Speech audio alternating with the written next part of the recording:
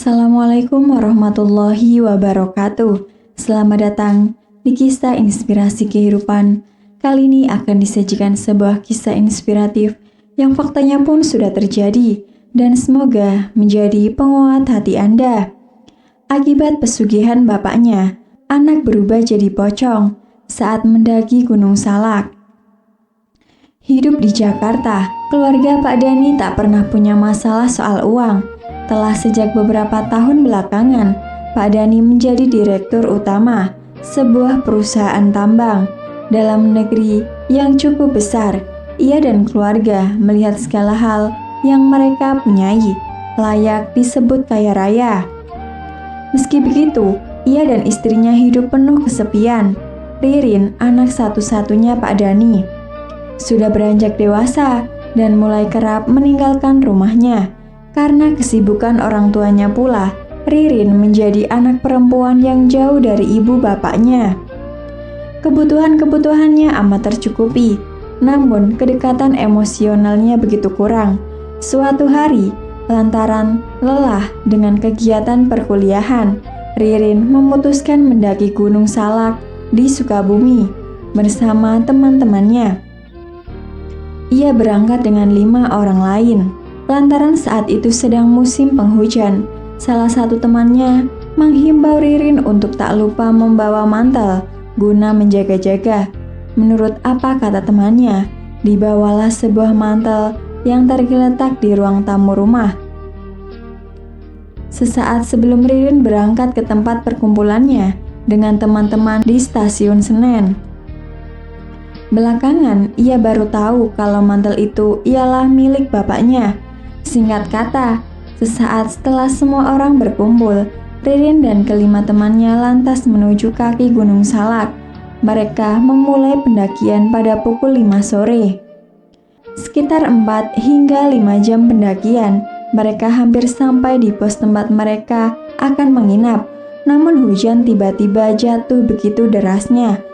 Lantaran kedinginan, Ririn dan teman-temannya lantas mengeluarkan mantel masing-masing dari tas dan memakainya. Semuanya berjalan lancar dan tak ada keanehan sama sekali sebelum Ririn mulai menggunakan mantel bapaknya yang ia bawa. Sesaat setelah Ririn menggunakan mantel itu, teman-temannya mendapati wajah Ririn berubah. Berangsur-angsur mantel abu-abu yang Ririn pakai itu berubah warna menjadi putih kotor, mirip dengan kain kafan yang telah tua. Teman-temannya yang melihat kejadian itu dengan mata kepala mereka sendiri, 2 di antara mereka perempuan, menjerit-jerit dan hampir pingsan.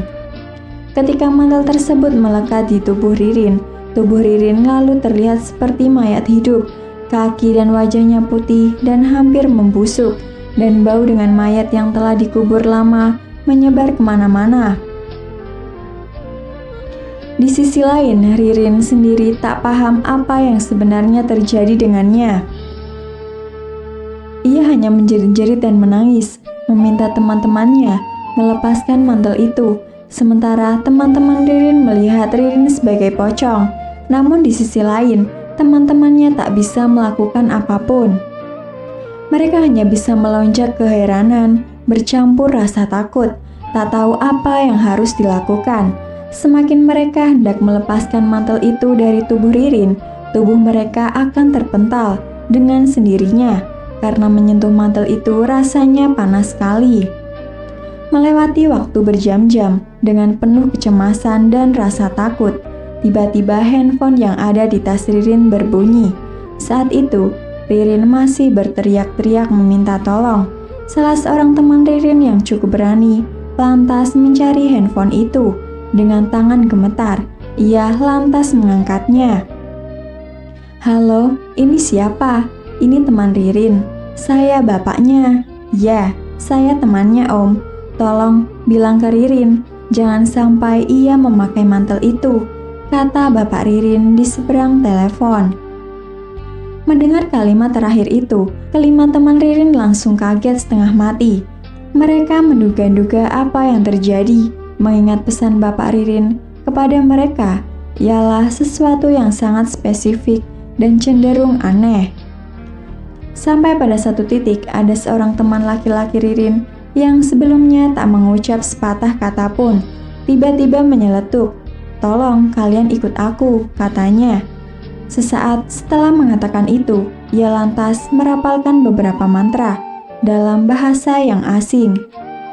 Teman-temannya yang ada di situ mengikutinya. Setelah rampalan mantra itu berakhir, mereka semua mendapati Ririn jatuh pingsan dengan mantel yang sudah lepas dari tubuhnya telanjang. Sesaat setelah mereka memakaikan Ririn baju dan membawanya ke tempat yang aman, salah seorang temannya menanyai Ririn soal apa yang ia rasakan. Menjawab pertanyaan temannya, Ririn malah bingung. "Aku tak ingat sama sekali pada apa yang baru saja terjadi." Sementara tiba-tiba handphone Ririn bergetar lagi. Seorang yang berada jauh dari tempat itu menanyakan keadaannya, berharap ia tak apa-apa. Orang itulah yang tega membuat anaknya jatuh sebagai tumbal pesugihannya sendiri, kata Pak Dani. Demikian kisah yang bisa kami sampaikan. Semoga bisa bermanfaat untuk kita semua. Akhirul kalam, lillahi taufiq wal hidayah. Wassalamualaikum warahmatullahi wabarakatuh.